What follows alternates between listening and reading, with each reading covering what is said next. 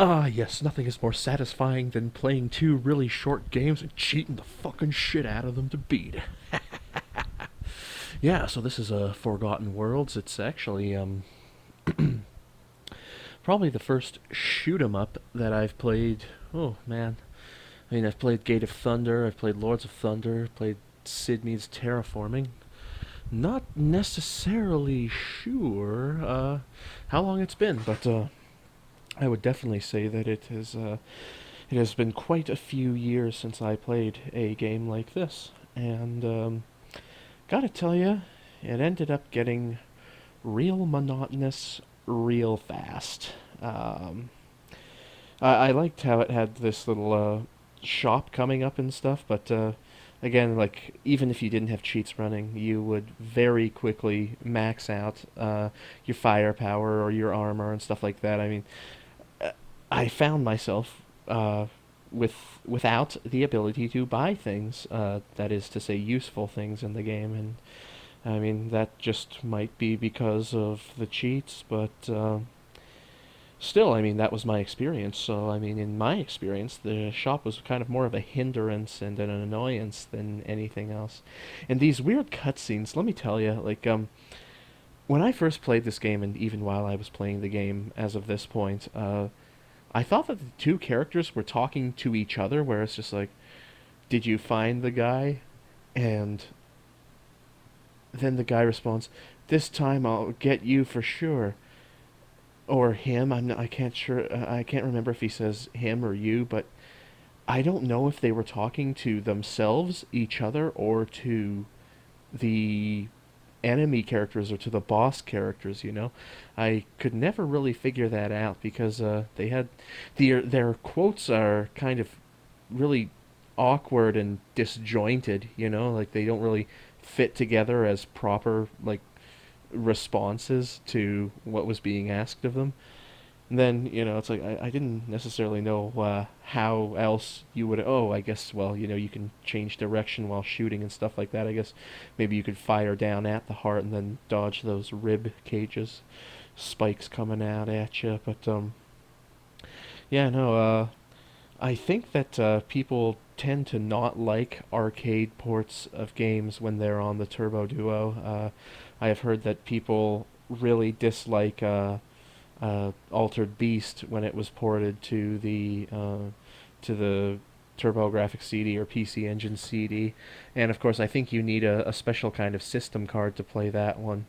But you can just use ROM images when you're emulating it and things like that. And I mean, honestly, like, why wouldn't you play anything other than, well, let me rephrase that. Why would you play anything other than the arcade version, right?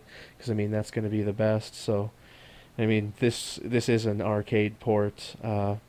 You can see that, and I'm not sure if those are emulator graphics errors, but and I was just like, huh, is this game already over? Because it looks like we're beating the main bad guy now. But as it turns out, this guy is even less of a main bad guy than was the guy who killed Alice Brangwyn in Fantasy Star 4.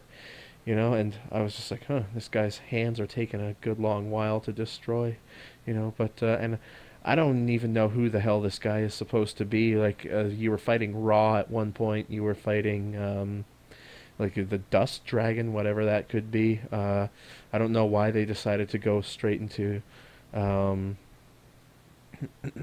straight into Egyptian mythology. And I was thinking, oh, okay, Ra, is this going to be the last boss? Nope. It just seemed to keep on going and going and going, and I'm just like, okay. A game like this, like, you're constantly having shit thrown at you, right? So I mean, the difficulty shouldn't come necessarily from the length or the number of levels that you have shit coming at you, but simply the fact that you've got enemy sprites coming at you from both top down, left and right, and you're supposed to be able to change directions and shoot at them. Now, this game, even though it wasn't released in the North American region, I think that it would be more intuitive, somewhat, to use the three button controller. because 1 and 2 are still what they regularly do, which I think one of the buttons doesn't really do anything if you have auto fire on, so that's kind of pointless. And I mean, if you turn on auto fire, then you might as well just have both buttons turn you left and right instead of mapping it to the run key, which is not very intuitive. And the thing with the 3-button controller is that the third button simply duplicates the run function, so there's really no point in using a 3-button controller, unless you have a game that is actually formatted for it. So that is a little pointless, right? And I just decided to randomly choose a character. I know in Final Zone 2, I was trying to see if I should play through each level as each character, and I did that once, and I thought that maybe if you completed it with a different character, you'd get a different cutscene, but no, that wasn't the case, so I just decided for this game not to play the game twice as each character, right? And when I was using the cheats in RetroArch, it said player 1, infinite health, player 1, infinite Zenny, or whatever they call, and player 1, infinite life. So I was thinking, if I randomly selected, say, player 2, which I did, would the cheat still work for it? Because, I guess it's player 1 and player 2 are just simply names, like placeholder names for them, and they don't necessarily correlate to whether or not they're actually the first or the second player. So, but yeah, no, everything seemed to work out, and that was good. But I gotta tell you, the spinning mechanic there, it doesn't work out very well. It's not very well implemented, honestly. I mean, like this game would scream for an analog controller, but I mean, it was released at the time that it was, and they decided to try and make it work as best as they could. But yeah, again, it's like at some point here, I think I bought some kind of a potion or something, and then I think it looked like I got stuck, like glitched in the menu where it's like, how strong of a potion do you want to buy? I don't even know if it was a potion, but it was some. Oh no, I think it was like that kind of pendant rock or something like that, and or I could be entirely wrong, but there was something where it's like normal. Oh, it was the speed stone. That's right. Yeah.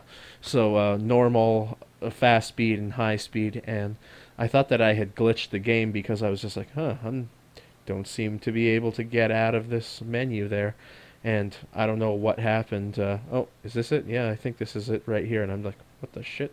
What's going on? Right? So I was kind of just like, oh man, am I gonna have to stop? Like, or I guess I could have just rewound. Takes me a while to remember all the different things that I can do in order to make the game play that much easier and less of a pain in the ass. Uh, you know, the TurboGrafx 16 itself has a pretty high color palette, but a lot of them seem pretty washed out in this game. Which, I mean, it wasn't necessarily built to run on the console. It's an arcade port, right? And it's like this was kind of lame here, this boss fight here, and I was just like, man, how am I gonna get this? Oh yeah, I'll just turn around and do this, right? It was just boss after boss after boss. Honestly, man, like I was like, please, just let this game be over. It's just shooting, shooting, shooting. Pretty much the same characters for the same, however many levels are in which world and things like that. Going to the shop, not being able to buy anything new, and things like that. But yeah, no. I'm just looking at my Turbo Duo games folder on my computer now, and I changed the folders icons of the games that I beat to big red check marks, and I have a program that makes it more intuitive. I can just right click the folder, and then in the context menu there, I don't have to go like properties, customize, change icons. I can just right click and then hit change icon, so that's pretty cool. So I think I have 48 games in there, and that includes things like, I believe, do I have, say, Mysterious Song in here? Yes, I do. So I have Mysterious Song and East 4 Dawn of East CD. So that makes 48 games in this folder. And with these next two games that I've beaten as of this point, that makes me at 26 games out of the 48 in there. So, and I have a bunch of Japanese games, but then again, I'm not going to play through them unless they're translated, and I'm not going to do another one of those brocalizations that's just too much effort and work, and I don't want them to become stale and boring and things like that, right? So I'm looking at them right now, and there's Bong 3 CD, Buster Brothers, Camp California, Cotton, Fighting Street, Godzilla, Implode, JB Harold, John Madden. I'm not going to play John Madden, definitely not. I think the next one I'm going to play is probably Last Alert. That's another quick one-off.